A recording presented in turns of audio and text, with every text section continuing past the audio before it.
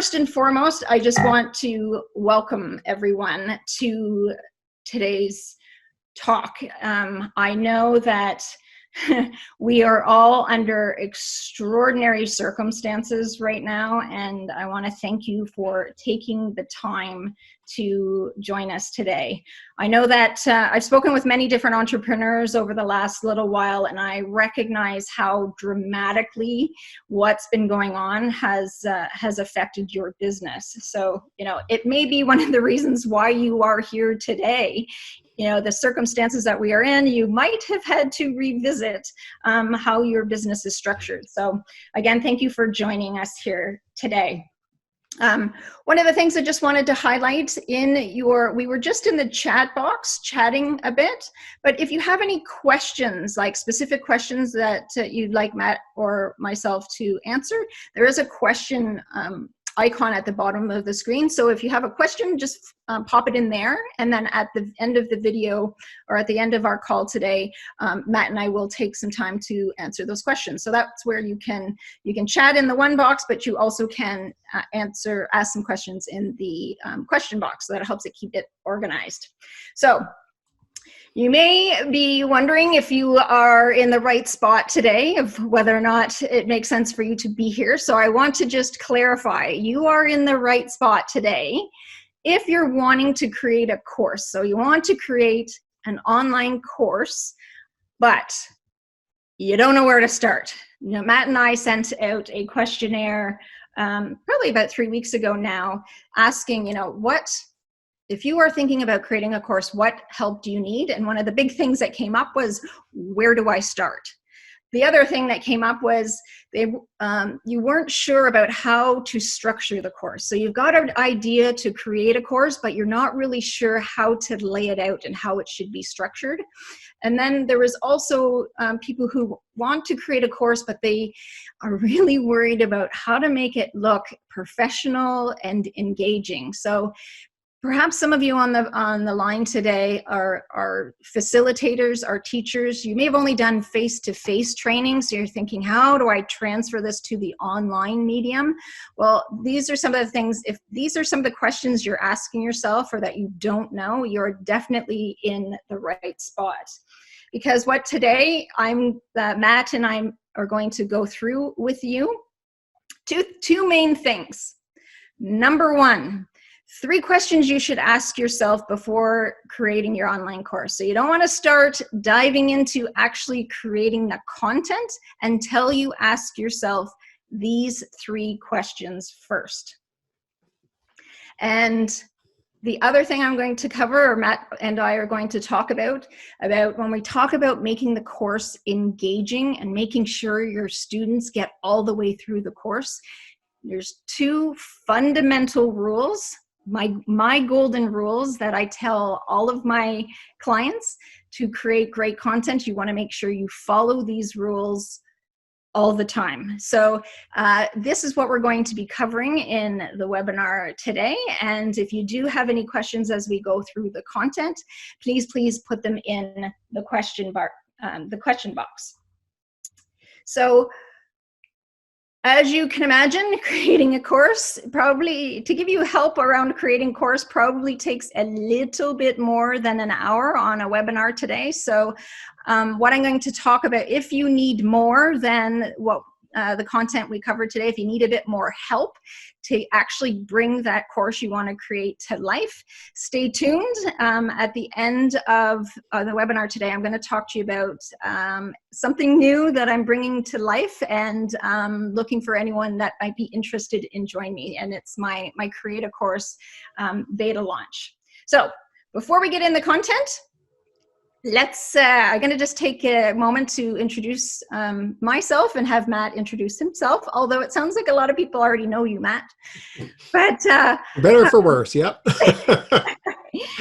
hello everyone, my name is Cindy Nicholson, and I come from thecoursewhisperer.co. Now, I used to actually be a former high school teacher, and I actually was a corporate sales trainer for over 12 years. And what I do now is a lot related to what I've been doing for my entire career. But I actually got into this specific role, just what I found out of necessity. A few years ago, I decided to leave work and I went back to school and I wanted to build an online business in nutrition. And for those of you who have wanted to build an online business, it's a lot of work, right? So one of the things I found I kept doing as I was wanting to figure out how to, build this online business is I started to take a lot of online courses to figure out how the heck to do it. And so what ended up happening, I started taking these courses, and anytime I take a course, I have my teacher hat on. And the more courses I took, the more disillusioned I was, because these courses, they were advertising this amazing result. Their marketing material was fabulous. So I would sign up for these courses, and then I would get into the courses and I'd be like, ugh, I don't like how it's designed. It's not giving me what they promised it would be. And I would get more and more discouraged with the more courses that I would sign up for. And I tell you, I probably spent a pretty penny doing it. So what I realized is there's a ton of entrepreneurs out there who are brilliant at what they do. They just may need a little bit of help in turning that knowledge into great learning material. And so what I found as I was taking these courses, I was helping more and more people figure out how to do it. And I thought, if I can get these entrepreneurs to create great content, not only can they make a huge impact in sharing their knowledge with the world, but they also can build a business for themselves by doing it. So that's why I transferred into this, course design business, so I can really help these entrepreneurs create something that they're really proud of, and what their students will go through and get a real transformation from. So that's just a little bit about me. Matt, I'm going to turn it over to you to introduce yourself. Well, thank you, Cindy. And I'll tell you, most of the folks, like you said, know me already, but just for a few folks who don't, plus, if they hear this on the recording, I'm the founder of Nonprofit.Courses. It's an online, on-demand learning platform for nonprofit staff, boards, volunteers. And right now we have nearly 1,000 videos from almost 100 content experts. And it covers just about any nonprofit subject. So that really came out of about 30 years of nonprofit fundraising and marketing and volunteer management. A couple books in there. If you go to Amazon, you'll see those. And one of my favorite activities, though, throughout all this was teaching, was getting out and eventually in academia and then professional seminars, just talking to people and helping them learn what I've kind of figured out and what I didn't figure out, and learning from each other. So I've worked online and in person with students from around the world, Africa, Asia, Europe, here in the U.S., and it's been a lot of fun. And yet the Nonprofit.Courses has really kind of gotten me focused on what we can do to help people get out of their heads what they know so they can pass that information on to other folks. And that's really my interest in all this, is to because I know everybody on this call that I know personally has some really good information that I know you all should have it recorded out there so other people can learn from you. And yet to do it right in an engaging way is really important. And that's why that right in an engaging way is why Cindy and I started talking about doing this webinar and others, because I really find that she's the right person to help make this happen. And I want to see, after all this, of course, love to have some of your courses on Nonprofit.Courses, because it's important to have this material accessible where everybody can find it in one place and get to use it. So let's get started. All right, that's thank you, Matt, for taking the time there. I want to just ask people who are on the line today, why do you want to create a course? What is it that has got you on the phone today thinking, you know, I need to get a course as part of my business? Why do you want to create a course? And so in the chat box, can you just type in? Put in a couple lines. We probably should have the Jeopardy theme playing here. Yeah. Okay. Okay, good. Recurring revenue. Recurring revenue, thank you. Expand how it offers its service. My job is to looking to expand how it offers its services. Yeah, exactly. And I think that right now is probably bringing it to light how important it is to have a diverse suite of offers for your clients. One of my clients that I'm working with right now, she does face-to-face leadership training, and she travels to Europe and China to do her face-to-face training, and she had everything dry up for 2020. Everyone canceled on her, so all of a sudden she went to being fully booked to having nothing. So she's, you know, she's a bit kicking and screaming, but she's realized how important it is to have another source of income, another option available in her suite of offerings to her clients. Well, there's some really good things here, Cindy. I mean, folks are looking, like I said, to expand services. Omar is talking about introducing his solutions. He and I have actually talked about some really interesting stuff that he's doing. You know, people are scouting out the idea, which I think is perfectly fine. That's great. You know, to take a course that they already do and move it online, I think is tremendous. You know, they have a course, but what are the software tools? How does that work? And so that's great to know that you need that. And a broader audience, that's really important. And especially, you know, Christine, if I recall, you're here in Philadelphia, but folks like Michael are in South Dakota, and he could stand to, you know, I mean, taking it out is really important to broader audiences. And then expand his consulting reach, share knowledge, help me look like an expert. That's really good. That's a great reason. Credibility with clients and connections. Yep. People get to taste you a little bit before they engage with you. And you find things that work and don't. Boy, we've all there. I think that's really great to be able to pass that wisdom on. Small bits. What else do we have here? Attempting to get better training for clients to reduce load down the line for support. That's really good. Efficient way to share information from multiple people. Yeah, that's really, that's what video can do for us online. Volunteer orientation. Yeah, that's great. In the nonprofit sector, this is a really efficient way of doing that. Promotion. This is a lot of good material here as we're kind of scrolling through this. Yes. Digitally, yeah. Well, thank you.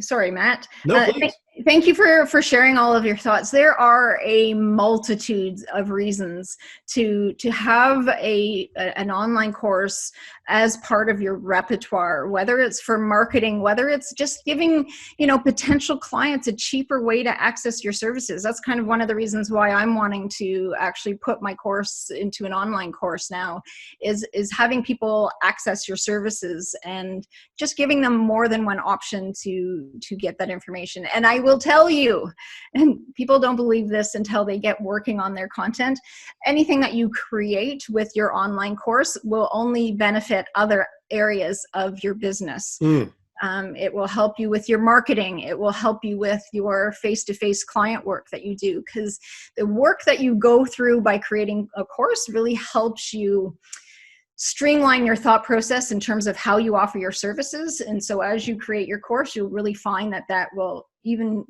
can potentially redefine how you work with your clients too. So there's lots of great stuff. And even in a mechanical way, because you're going to produce content that you can then repurpose for other things. So that one little bit of like one slide that you do that you explain something really well will be excellent way of repurposing that for some other presentation or for something else you're doing. Yeah, no, that's awesome. All right, so we're ready to get into the content? Go for it. So here I first mentioned we're going to talk about 3 questions You want to ask yourself before you create your course, before that content, what am I going to include? What information should I put in there? Don't go there yet. Start by asking these 3 questions. First question is, will anyone buy it? And I will tell you, more often than not, when I start working with clients, the first thing they'll say is, Cindy, I want to create a course on X. Do you think that's a good idea?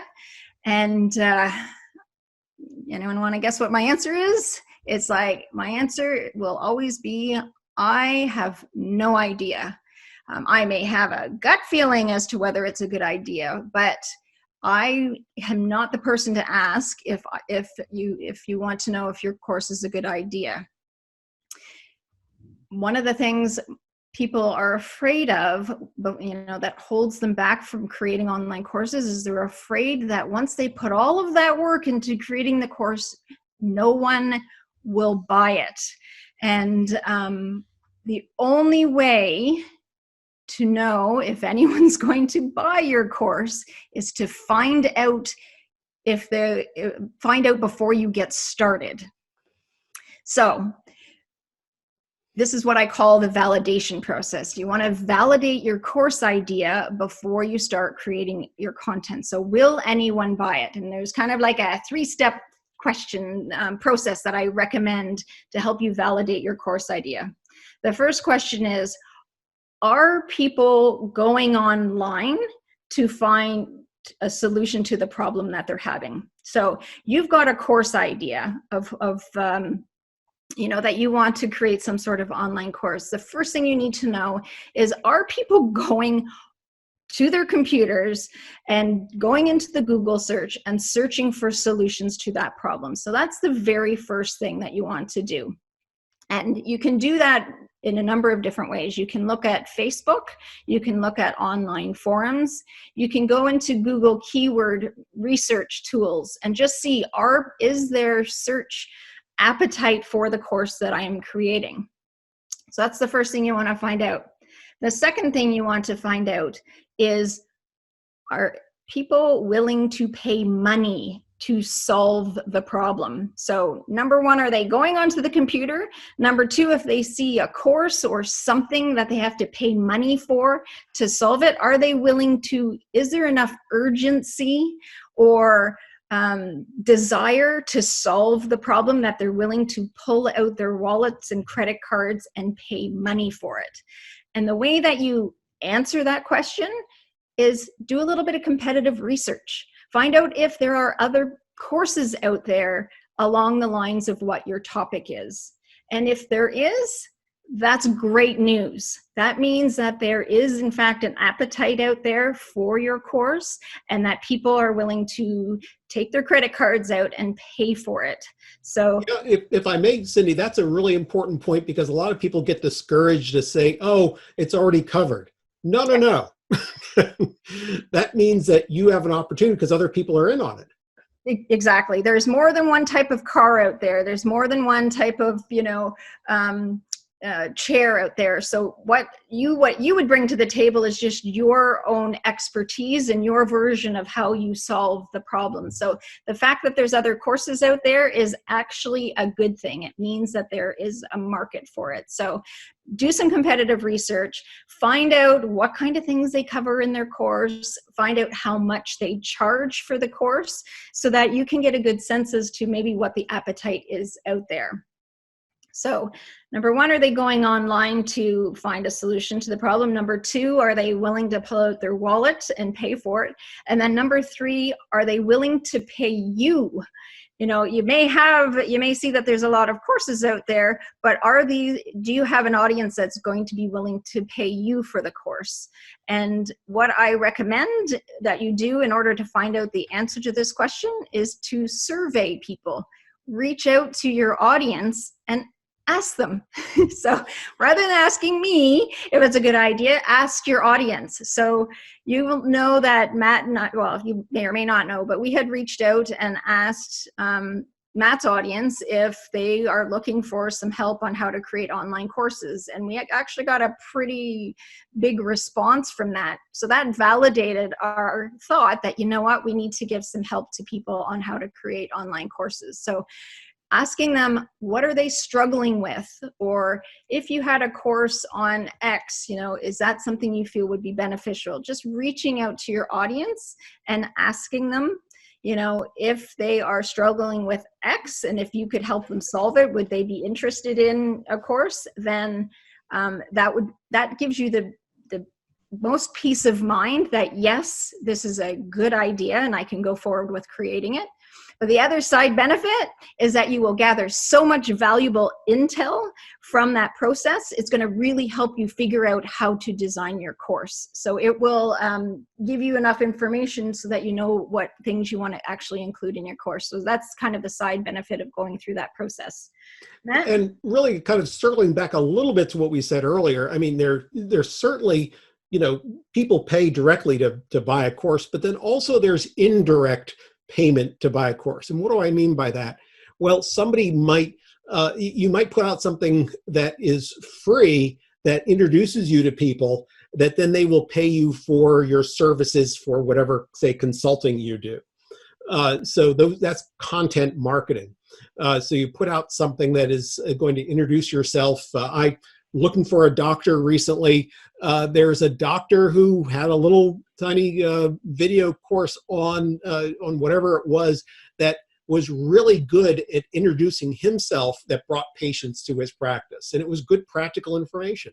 The other thing too is you can use these kind of in a hybrid way that if you have current clients or you get clients and then you're able to give some of this content to them either free or at a reduced price to help them cement that relationship with you, because you become just all the better provider for your services, because not only are you, say, giving consulting on grant writing, but then here's a video you made that they can have for free or something that will make you look better and have, like I said, a better relationship.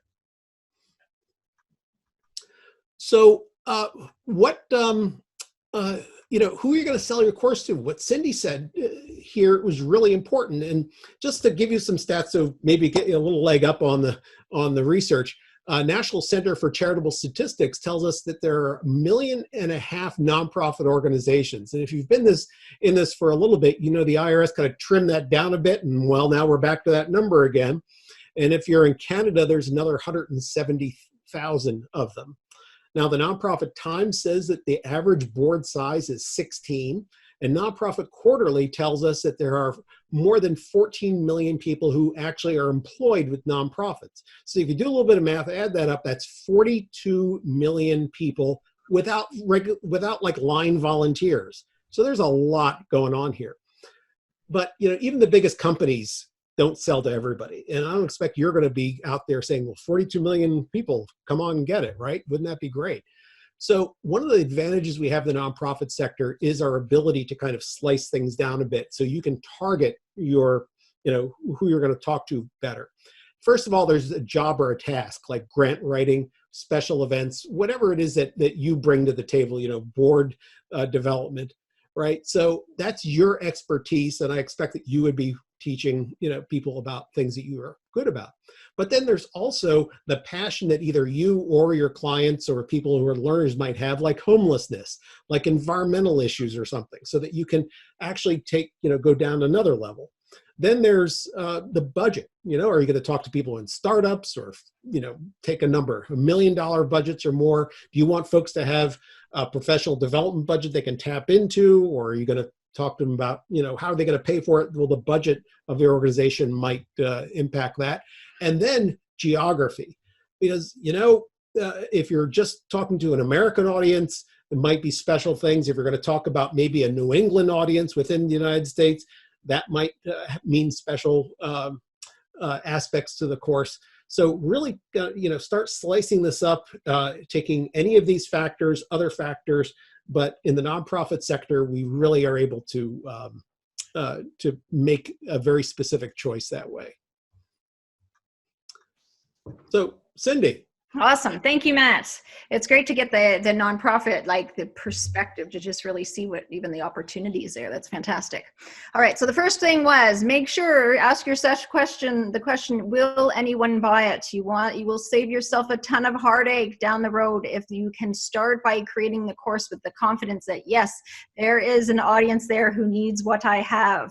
So the next question to ask yourself or answer before you create any content is what is the problem you are solving? Often when people are thinking about creating a course, they think about it in terms of what their course topic is. So I want to create a course on leadership. I want to create a course on grant writing. I want to create a course on nutrition.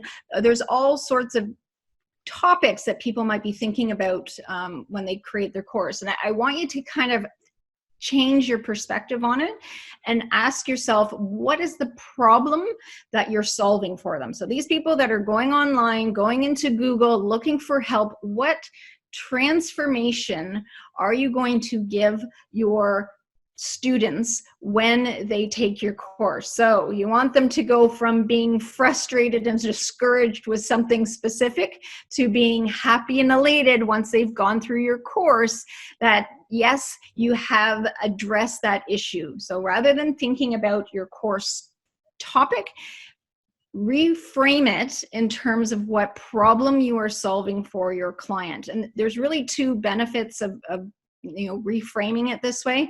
Number one, it helps you with your marketing. So you can really nail or hone in what is specific problem. When people are going online and searching, they can see your, course or topic that you solve a specific problem that they're having. And then number two, it really helps you hone in on what content to include in your course. Because, if you want to create a course on leadership, there's a million things that you can talk about.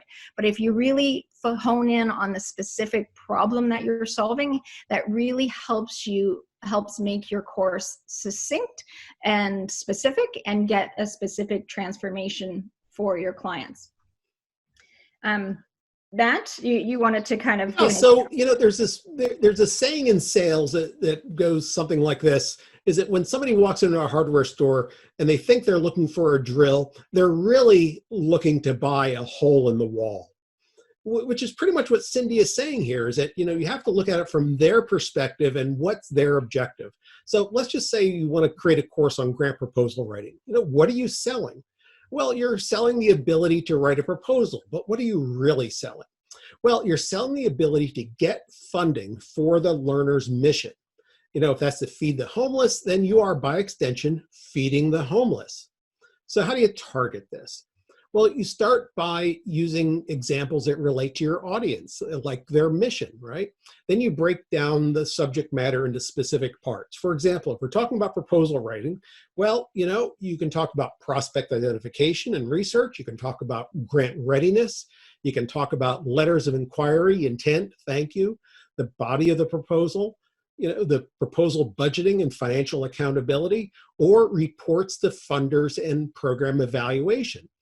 And, by taking this really targeted approach with the prospect in mind, they're going to be able to pick and choose what they're doing and not be overwhelmed with too much information. And you will, in effect, sell more courses because maybe they already have a prospect in mind and they need to write a proposal for that prospect. So they don't think they need prospect identification and research. Now, we can talk all day whether they do or not, but you want to give folks what they're looking for. Maybe they have an accountant in their office who's experienced in accounting for grants. Well, great. They don't need that part. So give the learner what they want, not necessarily what you think they need, because you're all good, experienced people in what you do, so you have a little broader context. They'll get that. Don't worry, but you want to give them what they're looking for specifically. So, Cindy, what about the audience itself? Yeah. So being clear. So starting first with once you know what the problem you're going to solve, then I want you to ask yourself, who is this for then? Who are you solving this problem for. And really you want to be as specific as possible as you can for online learning. And I think the best way to kind of describe what I mean by this is to kind of give you my own example. As I mentioned at the beginning of the call, I had taken a lot of online courses. So I got to the point that I got so disillusioned by taking these courses that I had sworn I was never going to take another online course. I was going to save my money and figure it out on my own. But this didn't mean I stopped receiving newsletters from various different online people. And so, because I like to always see what the marketing, messages came through as, and I received this email from one business coach. And, for interest's sake, I thought I'm going to just read through this and see what she's offering. Well, as I was reading through her marketing email, I was thinking, oh my goodness, she has something that is speaking directly to me. So she was offering a course on how to build an online business, but she was super specific as who the audience was. She laid out the criteria that you had to have made X amount of money, like within a window, not more than this, but not less than this. You'd have to have had X amount of clients. You had to have had a website already. She was super, super clear and specific on her audience. And as I read it, I was like, oh my gosh, she's talking to me. This is exactly what I need right now. And so how I said I had begged off taking online courses at that point? Well, guess what? I pulled out the credit card and signed up. So number one, by being very specific, she got my business. So by being super clear on who the audience was, she got my business. But number two, or B, that I think that is probably the only course out of all of my courses that I had taken that I actually went through the entire course. I made it to the end because everything that was in the course applied directly to me. And I will tell you, you want to be specific with who your audience is because you want to tailor your content to that group. With online learning and adult learners, we are super, super sensitive to content that does not apply to us. As soon as they get into content that they don't feel is relevant or important to them, guess what? They're flipping over to Facebook or to Twitter or to they're gone and they're not coming back again.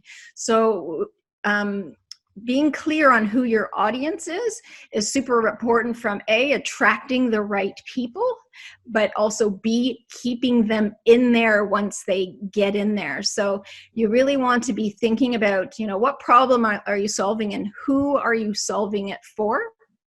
And what some of you may be thinking, but it could be for everybody. Everybody could take this course. And everybody may take your course, but you want to really be clear on who it's for so that there aren't any expectations that you would cover extra things, but you can also really tailor it to that particular person. And it's also not stopping you from creating another course. So for example, I had clients that were helping Airbnb renters, and we did kind of a 101, a 201, and a 301, based on where they were in the process of being property owners. So it's not stopping you from creating additional courses. That's actually advantageous. And some of the content may overlap between each of the three courses, but the more specific you are, the better it is to attract the right people into your offer. Matt? And, and that's exactly, you really like talking other places, creating an ideal learner avatar, right? Are we talking about a man or a woman? Are they middle-aged or young or old? Ethnicity? Are they, from certain ethnic groups that you want to target? Are they experienced in the world of whatever you're doing or real, newbies at it? What's their educational background? Rural, suburban, city, what region of the country or the world are they from? Are you teaching people who have one of many hats they wear and what you're doing is just a part of it, or are they just dedicated to what that is? What mission are they serving? You know, are there other people in their office, right? Now, and like Cindy said, you know, are you going to exclude people from outside this ideal person? No. But I mean, let's say we said 42 million people in the nonprofit sector, just, you know, at a baseline. If you do this, you're going to find a bunch of folks. And so don't worry about being necessarily too small. Just worry about making sure that you can get it down so you can talk to people. Because, you know, like Cindy said, you want to advertise to that avatar. But then also, once they sign up, you want to present to that avatar. So you need to take, and with that then, you know, how are you personally going to present to them? Because who are you in relation to that avatar? You know, if you're a white woman in her 50s teaching board development, but you've attracted younger people who are new to the field of you know, board management or new executive directors or something, right? How's your approach going to work to this, right? Will you be their parent with sage advice? Will you do this, you know, peer to peer with helpful hints? Will you engage with a lot of technology or not? So once you develop who you're talking to, you have to understand how you are going to interact with that model person, and you might even have some fun with it. I love telling folks, you know, dress somebody up to look like who you're going to present to. That'll give you a good mental image of for all your marketing copy and even for your presentation techniques. And, you know, take a picture, put it on your screen or whatever. That's my ideal person. So Cindy, maybe, yeah, should we go back and look at those 3 questions or? Yeah, so just to kind of summarize, we said the 3 questions that you should ask yourself before you kind of start creating any content. Ask yourself these 3 questions and be super clear on the answers to these questions before you start moving forward. It will help you down the road so much. Time spent here is time well spent. So, will anyone buy it? What problem are you solving? And who is your audience? Those are 3 important questions. If you have any questions about kind of what we just talked about, just a reminder that down in the bottom there's the question box. Feel free to put in your question there and we'll get to answering those at the end. All right, so let's move on to the second part of what we wanted to talk about today I've got a spelling mistake in there, sorry. 2 golden rules for creating great content. Now, and one of them isn't spelling mistakes. What I want, if I tell anything to my clients over and over again, it's these 2 things. And so here, let me share with you my 2 golden rules for creating great content. So, because if you're concerned about engagement and making sure that people get all the way to the end, because I tell you, right now, course completion rates for online courses is not very good at all. I would say my own course completion rate is less than 10%. So if I'm assuming by being on the call today that you don't want that to be you. You want people to go through your course, have the transformation, and love you for it. Because I tell you, there is no worse marketing or challenges for your brand by, you know, promising the world and then them getting in there and not getting a great result. So if you follow these 2 rules, you will be hands down heads and tails above other course creators. Okay, here they are. Number 1, less is more. And everyone struggles with this. Everyone struggles with this because it really is kind of counterintuitive. Less is more. And what I mean by that is, you know, my clients, when I'm working with them, they want to create this amazing experience for their students. And their thought process is that in order to create an amazing experience, I need to provide them with a ton of information. I want to share everything that I know so that they can say, wow, look how amazing all of this content is and how amazing this person is for giving us all of this content. And that is not the case when it comes to creating content in an online course.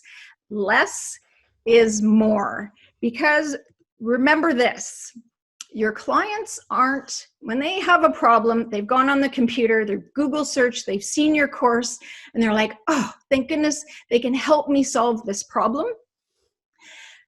The people, when they buy your course, they're not looking for the content, they're looking for the solution. So if you can give them the solution in the shortest amount of time possible, they will love you for it.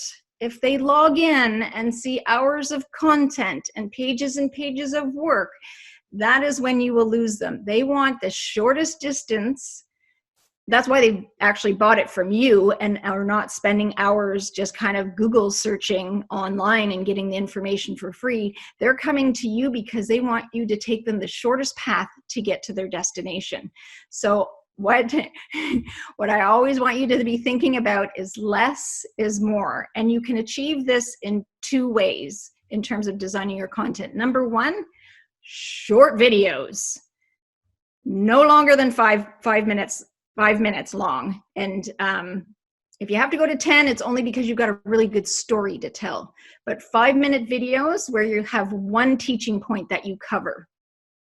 So that's one way to get less is more. Have bite-sized lessons all the way through your course. Because again, try and think of who your audience is. They're sitting down maybe before dinner or before they're getting, have to get going for the day. They just need bite-sized information. So less is more from that perspective. And then the other, don't go on for 30-minute videos. I never have gotten through a 30-minute video in an online course. I don't even think I've gotten through a 15-minute video when it's been an online course. So small bite-sized lesson, less is more. Cindy, if I may? Yep. The one thing that hits my head here is also that don't think that they're going to go through it the same way you created it. So less is more, but they're going to hopscotch through what's interesting to them and what they need and not go through that whole linear pattern. So the less and more is even more important that way because they're going to pick up little bits and pieces along the way. Yep, absolutely. And then the second way to do the less is more is ask yourself this question. If you're kind of like, okay, should I include this in my course? Ask yourself, is this a need to know or a nice to know? If it is a need to know, it goes in the course. If it's a nice to know, keep it out. Now, it doesn't mean you have to exclude it from the course already. You can have it as part of bonuses or what have you, but if it's just a nice to know, don't include it in the course. You want to make sure that every piece of information you've got in that course gets that person to their transformation. And that's why understanding the problem that you're solving and who the audience for is, who your audience is, helps you answer that question. Is it a need to know or is it a nice to know? As soon as you start going, well, yeah, no, they could still, figure out how to do this, but they don't have to know this, then it becomes extra material. And I tell you, you got to be ruthless with this. And this is one of the things that will make or break your course, is if you have information in the course that your students will feel as irrelevant or extraneous, is if you end up adding too much information to it. Matt, do you have a thought? Yeah, I mean, because the folks here said, wow, Cindy was right, less is more. You decide that grant writing, for example, was just way too big a topic. So you decide to start with a course on prospect research, but even that could take a while. So, maybe you cut it up into short videos, like, the importance of matching the funder's mission with your project, the review of available prospecting tools. How do you do basic database research? Can you use Google to find a prospect? Using your existing relationship to find funders. Each of those can be just 5-minute little videos that will start making up a prospect research course. And then, you want to tell your learners specifically, don't think they're going to connect the dots. I'm a big one to say that you have to connect the dots for people because they're just not in your brain. They're in their brain. So what's the importance of meeting the funder's mission with your project? Well, they're looking for ways to fulfill their mission. What are the prospect tools? Because that some tools are bigger for bigger organizations or smaller or whatever, and so they want to find a match. And doing something on keywords will give them better, faster results. You get the idea. But to give them practical tips and reasons why you are telling them this information, they need to understand why this is part of it, so that then they're going to say, oh wow, that's important, I understand now, I'm going to do this, as opposed to you just kind of telling it in a theoretical sense. Give them that practical, why should you do this, because it's going to be helpful to them. So what about, we were talking about learning by doing, Cindy? Yep. So again, if you focus on the less is more, is it a need to know or a nice to know? That's some key fundamental things to make sure your course is as streamlined as possible. The second golden rule is students learn by doing. And this is, again, this is fundamentally what will separate a good course from a great course. It's the stuff that you have in addition to your teaching material that you have in your course. So I recommend that after, how I was talking about those 5-minute bite-sized lessons, or less than 5 minutes, bite-sized lessons, that after every lesson you have them do something. Some sort of application exercise to help them incorporate what they have just learned from you. Because I'm going to hazard a guess. Think about the course that you want to create. Think about, what you're teaching. Chances are you are teaching some sort of skill in your course. You're teaching them how to do something. And so the best way to learn a skill is to practice it. You couldn't imagine, or I couldn't imagine learning how to ride a bicycle by just watching YouTube videos. You may watch the video to kind of get a concept of, where you should put your hands and where you should put your feet, but really the real learning is going to be in the doing. So even riding a bicycle is a physical skill. It doesn't change the fact that if you are teaching a skill in your course, you have to get them to practice it. And don't wait until you've taught them 10 different things, because they won't go back and practice each individual thing. Give them something to do after each lesson that you've taught, so that they have these mini success. They've got some immediate feedback. And if it's been a bite-sized lesson, they're going to probably be successful in doing that. So that's going to encourage them to keep going on with the course. So have some sort of application exercise, whether it's a worksheet or a questionnaire or a case study or anything that will help them apply the information that you've just learned. Yeah, for the example we've been running through here, grant proposal writing and then prospect research, maybe there's a worksheet they can complete either online or a PDF after each stage as you're taking them through the process. And the other part of this too is that people learn in different ways. So they're going to see you, they're going to hear you, and then they're going to use their hands in a tactile way. And that's just all part of that learning process that will drive that information into their heads to work with. So, right. So with something as little, Scott is asking here, something as little as having them ask a colleague or a donor a simple question, that could be, right. So it doesn't have to be a lot. It can be something really simple, but again, to have them reflect back on this. But the other thing you can do, and this can be a good marketing tool as well, is offer to grade or review whatever assignment you're giving them. Why would you want to do that? Well, you can even charge a small fee for it, or have them, however you want to do, make it for free, whatever. But now you're starting to engage people with you directly. So they've done the course and they've filled out this sheet, they email it to you, and you take a couple minutes to look it over and make some suggestions and all, and maybe follow up with a phone call so that now they're starting to taste your services and how you operate.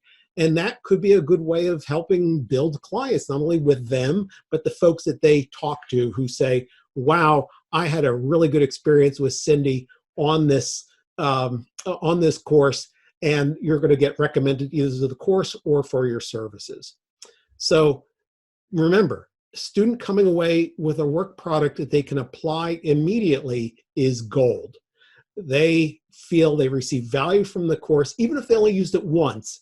That's really important to them, and it's going to build your brand reputation. So you got the golden rules here, Cindy? Yep. So just to kind of, again, reiterate, and I really can't express enough how important these two golden rules are when you want to create content that people are engaged with and will continue on all the way through your course. Number one, less is more. And number two, students learn by doing. So if you do those two things, your courses will be better than 90% of online courses that are out there right now. So those are my most important nuggets for you to take away. So those 5 things that we talked about, the 3 questions that you want to ask yourself before you start creating your course, and these 2 golden rules for creating great content is the nuts and bolts of what we wanted to cover today. And so if you feel like you're equipped, you've got some great stuff to get started with creating your course, that's awesome. And I wish you all the best with that. But I want to, for those of you that are thinking, okay, this is all well and good, but I still kind of don't feel, once I get started, I know where to go.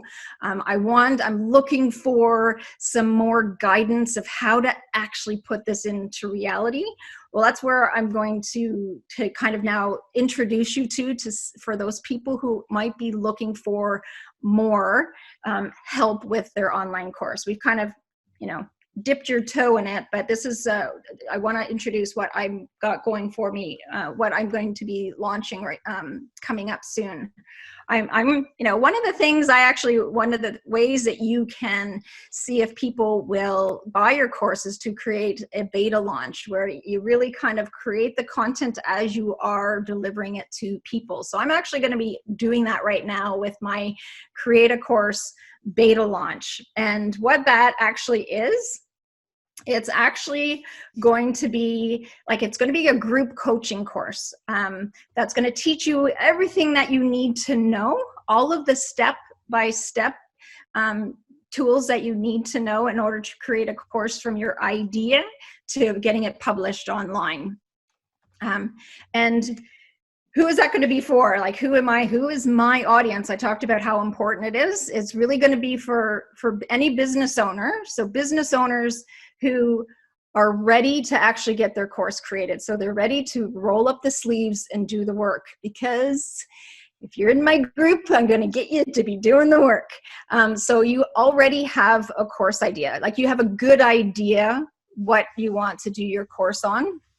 You are looking for somebody to kind of walk you through step by step of how to put it all together. And you want some tips and you want some advice on your work. And that will be actually coming from me and other people who would be potentially in the course as well. The one caveat here is you don't have to be a tech expert, but you're not afraid to roll up the sleeve to learn the technology associated with it. I won't be giving a lot of tech support, but I will definitely walk you through the tools that I use, and I will walk you through tips and ideas of how to make that process, the technology associated with creating a course, as easy as possible. I'm not a tech guru myself. I've had to figure this all out as well, but I will walk you through the tips that I've learned over the time. The way I've structured this beta launch is it's actually going to be 5 weeks. And each week I'm going to roll out, you know, a mini milestone that we're going to accomplish that week.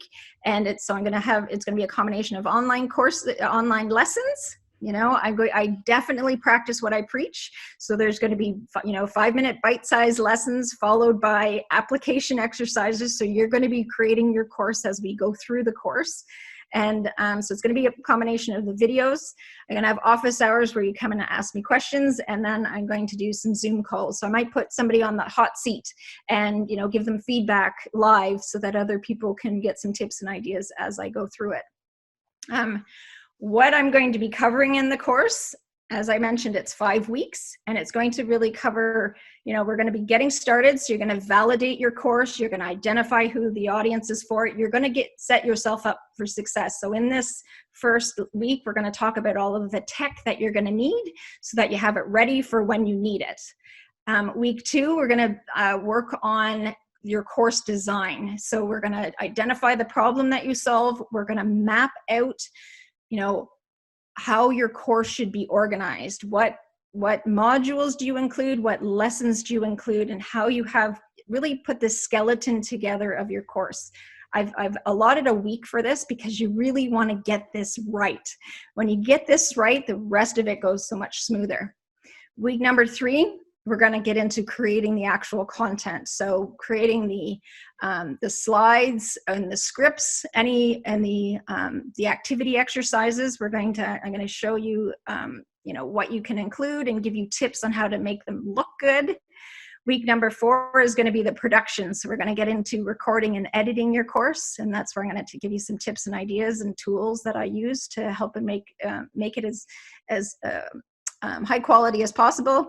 And then week number 5 is putting the finishing touches. So there's content, but there's other things that I really recommend that you include as part of your course. And so I'm going to talk about those other finishing touches as well as getting it uploaded to the platform. I will talk about platforms. I kind of have my own opinions about, you know, what I think makes sense, especially if it's a course that you've created for the first time, but it also is a very personal decision. But I will talk you through, you know, things that you can think about in terms of choosing the right platform. So help you make that decision as well. So that's everything that you're going to cover in the course. And so if you are here and you're like, okay, I've got time right now, I want to get this course ready by July, this will help you get there. I'm going to start, so what's today? May the 6th. So it's a Wednesday, so a week and a half, I'm going to get started and launch my beta launch on Monday, May 18th. So you'll receive the kind of the first lessons of the week on Monday, May 18th. And then every Monday after that, I'm going to release the next batch of lessons. And then I will have scheduled Zoom calls and a Facebook group, actually, so that you can ask questions there as well. The people that are joining for this beta launch for the 5 weeks with access to the online courses and to myself, I'm charging $147 US for the course so that you get all of that included. And then you will have, you know, if you sign up for the beta launch, this will give you access to the course for a lifetime, like the online part for a lifetime. The access to me and feedback and everything is just going to be for the 5 weeks, but you will continually have access to the course for a lifetime. If you are interested in signing up and joining me as we create a course together, you know, I'm going to, because I'm kind of doing this as well, I'm going to walk you through the steps that this is exactly the process that I go through. This is exactly the process that I recommend my clients go through. If you're interested in signing up, this link will actually, Matt, if you don't mind putting it. Oh, it's already up. Oh, you are good. This is a registration page. So essentially it'll sign you up and register you, and you pay the $147. Then it gets you on the list. Pamela has a question here. She says, what should the expectations be at the end? What kind of course? Or like 5-7 minutes? Or what are we talking about? In terms of what will your course look like? Yeah. So you will have your course, again, it depends on how much time you have to invest over this period. And depends on how big of a course that you want to create. but I usually like to recommend starting with something smaller to nail out the process, but you will have your course done as long as you're willing to put in the work. You know, I will give you the guidance, but you got to be willing to put in the work, but you will have your course done and uploaded to the platform that you want to deliver it on by the end of the 5 weeks. Or you will have all of the, if you don't have the time, you will have all of the tools to enable that to happen. So they might have a 5 or 7 minute course, or they might have a half-hour set of like 4 or 5 or something like that. Yeah, again, it definitely depends on the course. So some of them may be, 30 minutes. If we talk about, it's hard to describe because I want you to have short videos. Yeah. It may be, you might have 10 lessons in it, or it might be a more robust thing. So it depends on how long your courses are, but you will have whatever problem you are solving, whatever problem your course solves, you will have a course designed to solve that problem, however big or small it is, and however much time you want to put into it. I hope that answers the question. So so there's the link if you're interested in joining me with this beta launch.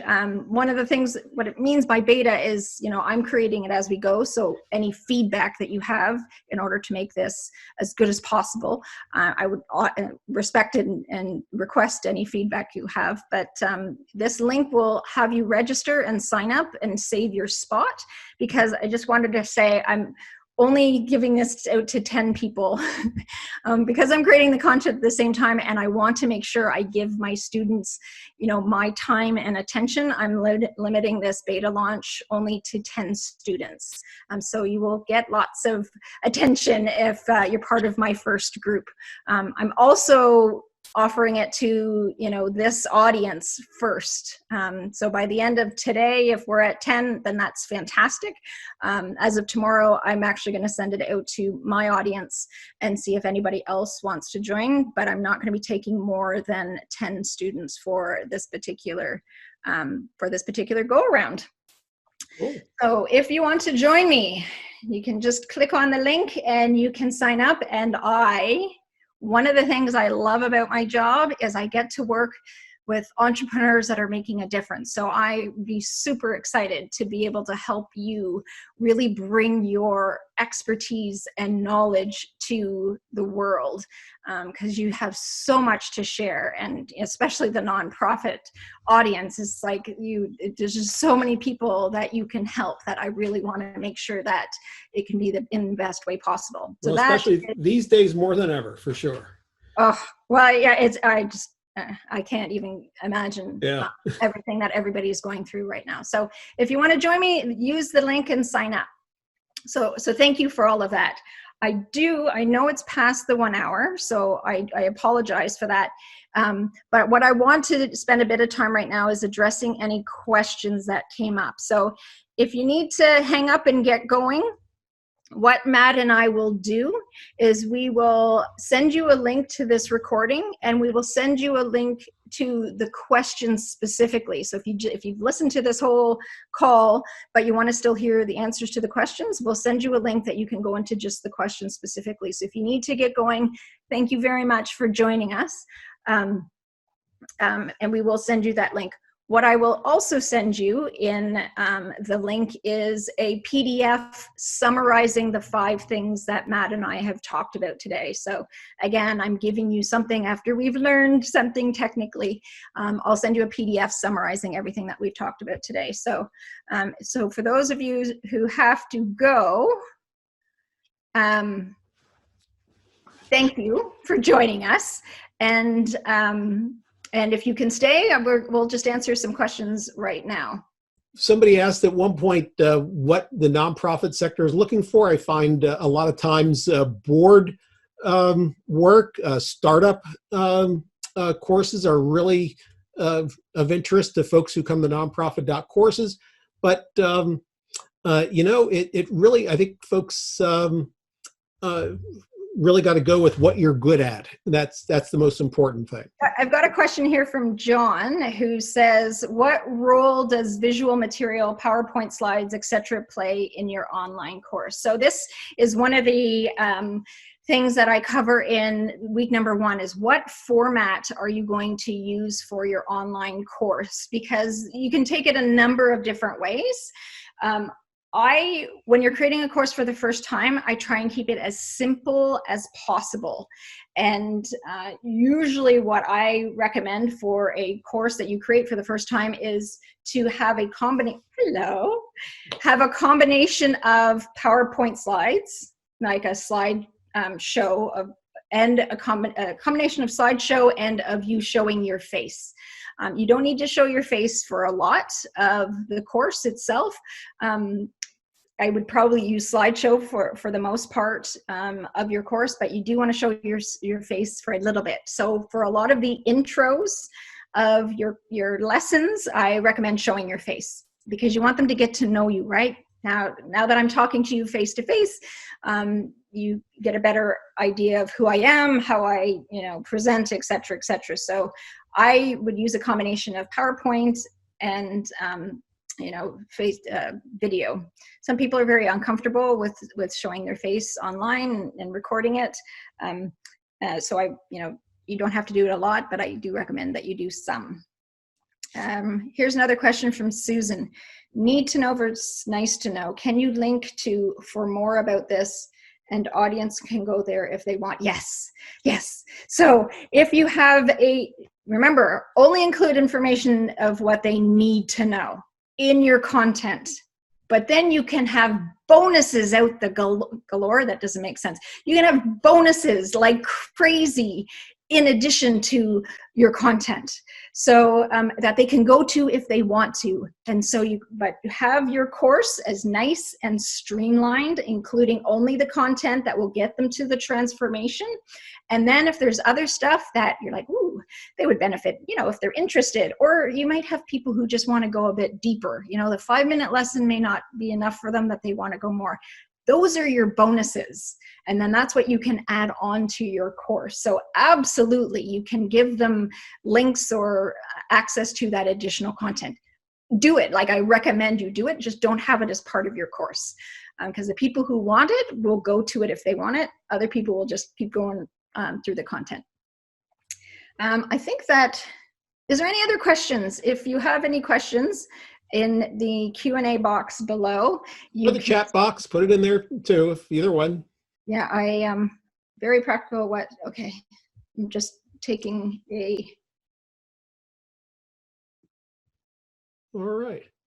That is, sorry, I'm just looking in the comments, see if there's anything.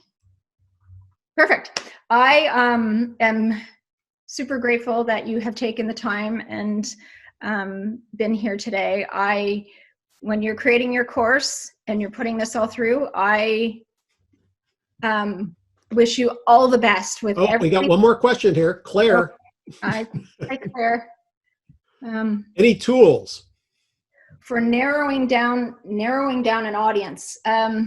Tools for narrowing down the audience. What I usually walk my clients through is a questionnaire. So it's usually me more asking questions in terms of narrowing down an audience. Well, I think in terms of a nonprofit audience, you might say, what mission do you really resonate with? Because you want to be able to talk with passion. So being able to talk to people about some aspect of what you do is really important. So I think that's a good place to start. Go to GuideStar and some of the other places that you might already know to identify budgets. I know, for example, if you're working in a state in the United States where they register fundraising organizations, you can get that list from usually wherever that registration is held. And that can tell you, who is active in that aspect of nonprofit work, say if you're doing fundraising, and what their budget size is really easily. So that might be worth looking at. Other tools, Google search to see if other people are looking for what you are presenting. Like took grant writing, for example, courses on grant writing, and that'll tell you if you find a lot of them, you know there's some thirst for them. If you only find a couple, then that doesn't mean there isn't an opportunity. That just means there may not be quite the demand. So you want to take that into account. Yeah. So if you find that there's not if you don't see a lot of courses, you want to make sure that then you know that you have your own audience that you can reach out to. Okay, there's a couple more questions that's come through. Bruce, what are the portals markets to represent my course? Who can sell it, advertise it for me? So this is a big question. So there's places like Udemy, which is like a marketplace. There's also Matt, maybe you can talk about how your website works in terms of sure. Well, actually what I do is simply tap into somebody might place it, like I said, on Udemy, on Teachable, wherever platform they use, YouTube, Vimeo, and I will link directly to that. I do have some courses which I hold on the website itself, but I tend not to because it burdens the website, because I want to be able to have more on there. Plus, I want the people who are doing the course to benefit from them first. But yeah, just about any of the standard platforms work that way. Yeah. So if you want, so you can have your course on a platform like Matt's. There's actually a lot more coming out nowadays where you subscribe to the website and have access to all of the courses that are within that platform. There's also, Udemy, Coursera.com, where they're marketplaces where people go and buy them. Otherwise, if you don't have it on a marketplace like that, then you're kind of up to your own devices to market your own course from that. Well, and something to think about with that, if you put it up on a WordPress, I'm very familiar with how WordPress websites work. Believe me, in the last few years, I've become that. And there are course affiliate plugins, which you can, so you can host the course on your own website and then allow people to, if it's on Nonprofit.Courses or whatever, that sets up a link so that if somebody clicks through, having sold your course for you through your own network, it'll pay them some, and then you get, the lion's share. So that's another thing too to consider. We have another question here.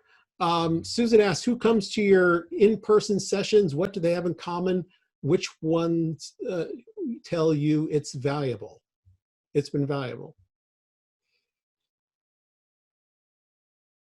Oh, got it. Thank you. Okay, Susan tells us, yes, that's how you find your market. Good point. Thank you, Susan. I was like, yeah, I didn't understand the question, but thank you for clarifying. No, that's an excellent point, though. Whoever's coming to your in-person sessions will help you also figure out who might be good for your other sessions. Actually, I had an example of this just the other day. I was scheduled before COVID to go to Maryland to make a presentation to this organization called Nonprofit Village. We were going to talk about volunteerism, and it didn't work, right? So we did it online.